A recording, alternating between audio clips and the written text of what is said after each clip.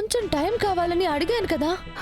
Madam, మీరు అడిగిన time వరకు నేను వెయిట్ చేయడానికి కష్టమైనా సరే అన్నాను. కానీ అంతవరకు ఎదురయ్యే ప్రాబ్లమ్స్ గురించి నేనేం చెయ్యాలి?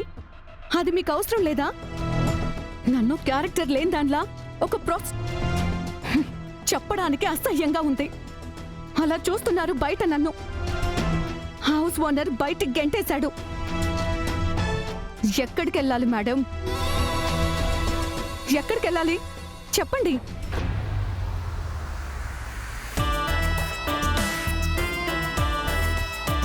మేడం, కొంప గూడు లేని ఆడదానికి ప్రతి ఓడు షెల్టర్ ఇవ్వాలని చూస్తాడు. ఎవరితో పడితే వాడితో వెళ్ళిపోనా?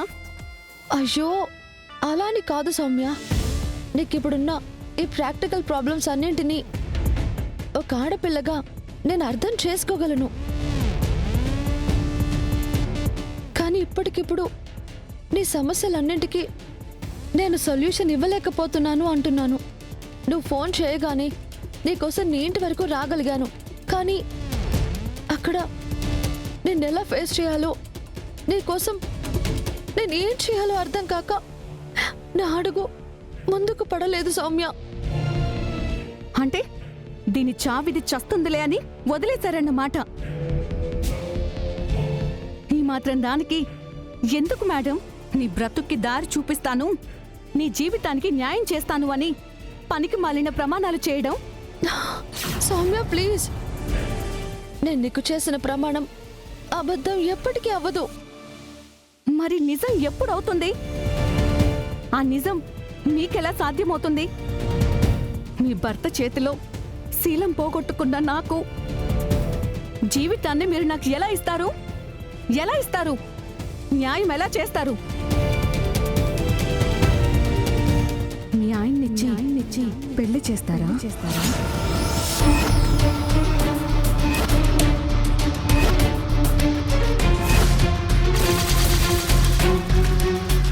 చెప్పండి మేడం, నా మెడలో మీ భర్త చేత తాళి కట్టించే శక్తి మీకుందా?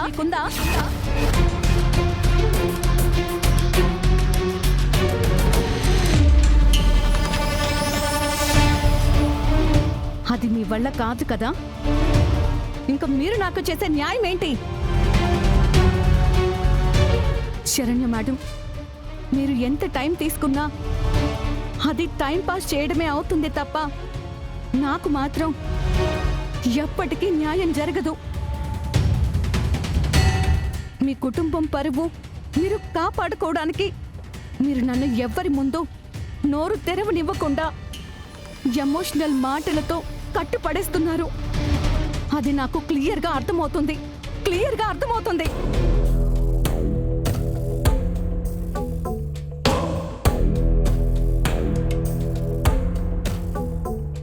చూడండి మేడం, నాకిప్పుడు బయట ప్రపంచంలో తలెత్తుకుని తిరిగే అవకాశం లేదు. అందుకే ఇక్కడ తలదాచుకోక తప్పదు. దయచేసి కొంతకాలం నన్ను ఇక్కడే ఉండనివ్వండి. అనవసరంగా మీరు నన్ను డిస్టర్బ్ చేసి మీ కుటుంబంలో కొత్త డిస్టర్బెన్స్లకి కారణం కావద్దు.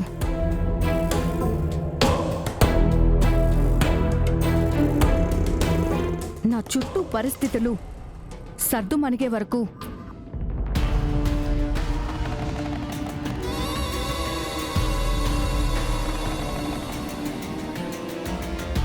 ఇదే నా ఇల్లు.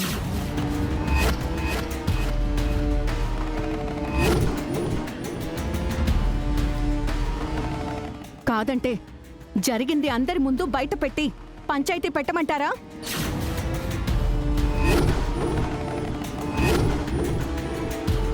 లేదంటే ఆనంద భైరవి గారిని న్యాయం చేయమని అడగమంటారా?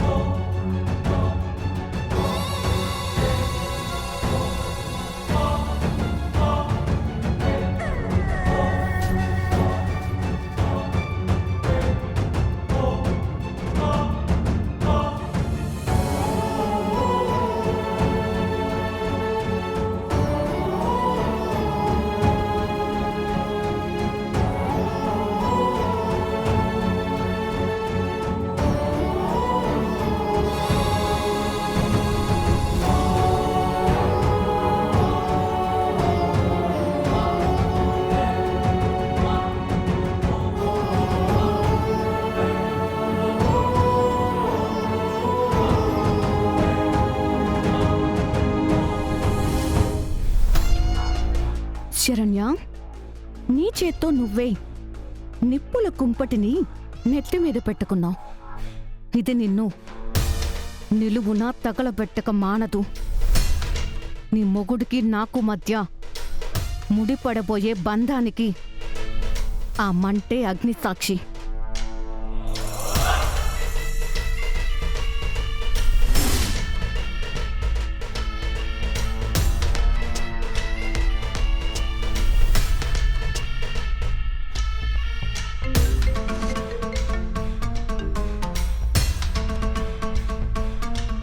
హలో సౌమ్య, ఏంటి సంగతి?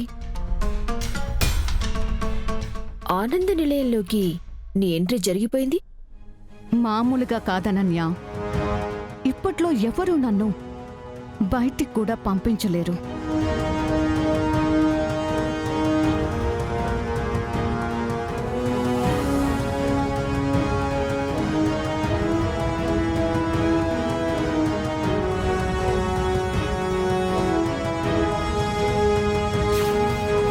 అందర్నీ ఎమోషనల్గా లాక్ చేసేశాను.